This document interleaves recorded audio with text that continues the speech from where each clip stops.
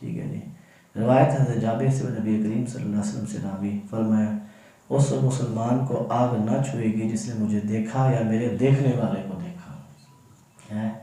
صحابہ کرام علیہ رضوان کو آگ نہیں چھو سکتی، جو صحابی کو دیکھ لے اس کو بھی آگ نہیں چھو سکتی. یہ شان ہے، یہ عظمت ہے، یہ رفعت ہے. اور میرے آقا کریم علیہ السلام نے ارشاد فرمایا میرے صحابہ کے بارے میں اللہ سے ڈرو. 3 بار نبی کریم صلی اللہ علیہ وسلم نے ارشاد فرمایا. پھر فرمایا جس نے صحابہ سے محبت کی تو میری وجہ سے محبت کی، جس نے ان سے بغض رکھا اس نے مجھ سے بغض رکھا. صحابہ کا بغض صرف صحابہ کا بغض نہیں ہے بلکہ وہ نبی کریم صلی اللہ علیہ وآلہ وسلم کا بغض ہے. امام مالک رحمۃ اللہ تعالیٰ علیہ فرماتے ہیں کہ صحابہ کو برا کہنے والا قتل کا مستحق ہے کہ اس کا یہ عمل عداوت رسول کی دلیل ہے. جی ہاں، اس پر سزا کا قانون بننا چاہیے. اگرچہ قانون ہے لیکن عمل نہیں ہے اس کے اوپر، بدقسمتی سے ہے جی. گستاخیاں کرتے ہیں، بدبخت میں اٹھا کر کے جو ہے باہر بھیجا جاتا ہے، پھر وہ بچ جاتے ہیں، کوئی ان کا پوچھنے والا جو ہے نہیں ہوتا ہے.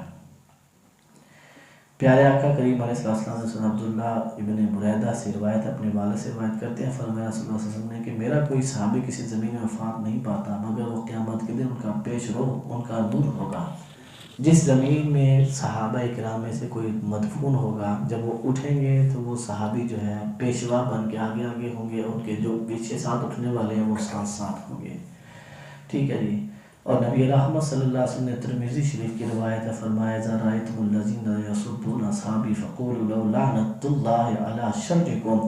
فرمایا حضرت ابن عمر سے روایت ہے رسول اللہ صلی اللہ علیہ وسلم نے کہ جب تم ان کو دیکھو جو میرے صحابہ کو برا کہتے ہیں تو کہو تمہارے شر پر اللہ کی لعنت. فقولوا جمع کا صیغہ ہے لو لعنت اللہ علی شرکم، کہا کہ یوں کہو کہ تمہارے شر پر اللہ کی، بولیے نا جی، حکم ہے سرکار کا.